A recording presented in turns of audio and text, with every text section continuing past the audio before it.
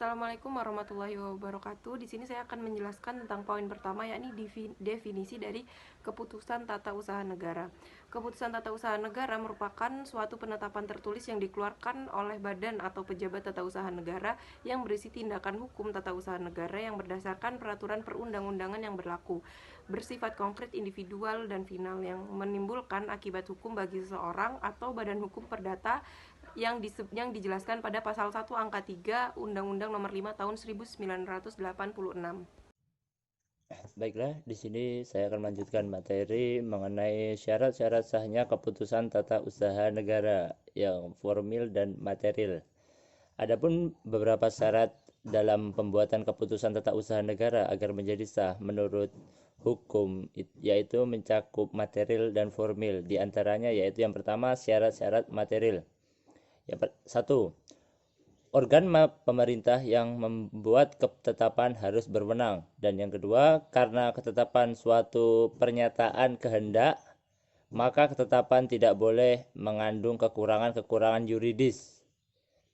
Dan yang ketiga, ketetapan harus berdasarkan suatu keadaan atau situasi tertentu. Dan yang keempat, ketetapan harus dilaksanakan dan tanpa melanggar peraturan-peraturan lain, serta isi dan tujuan ketetapan itu harus sesuai dengan isi dan tujuan peraturan-peraturan dasarnya.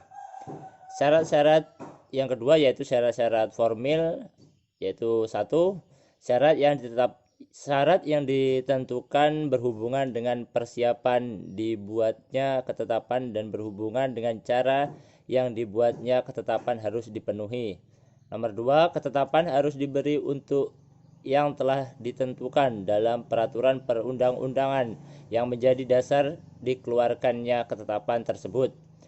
Tiga, syarat berhubungan dengan pelaksanaan ketetapan itu harus dipenuhi. Dan yang keempat, jangka waktu harus ditentukan antara timbulnya hal-hal yang menyebabkan dibuatnya dan diumumkannya ketetapan itu harus diperhatikan. Selanjutnya yakni kekuatan hukum formil. Kekuatan hukum formil yakni merupakan ketetapan yang mempunyai pengaruh yang dapat diadakan oleh karena adanya ketetapan itu. Maksudnya, ketetapan tersebut tidak dapat lagi dibantah oleh suatu alat hukum. Adapun ketentuan memiliki hukum formil dibagi menjadi dua hal. Yang pertama, ketetapan yang telah mendapat persetujuan untuk berlaku dari alat negara yang lebih tinggi yang berhak memberikan persetujuan tersebut.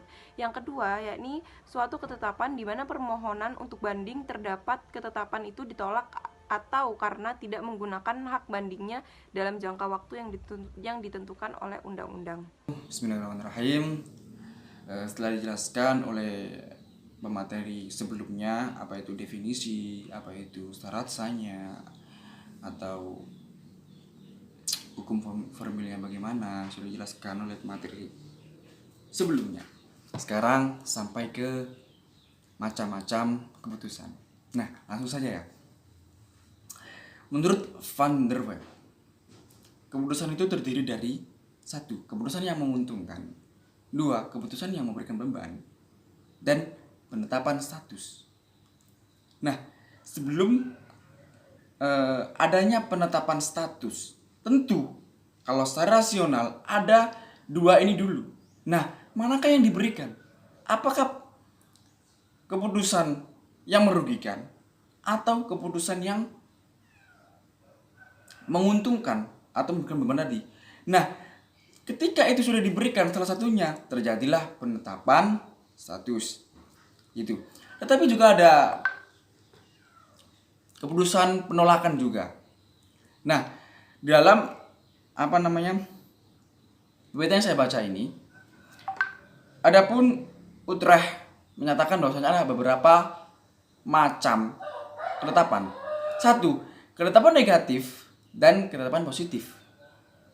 Dua, ketetapan deklaratoir dan ketetapan konstitutif. Sementara ketiga ada ketetapan yang permanen dan ketetapan yang kilat. Keempat, ada ketetapan yang menguntungkan dan ketetapan yang merugikan. Nah, kelima, ada ketetapan yang bebas dan ketetapan yang terkait.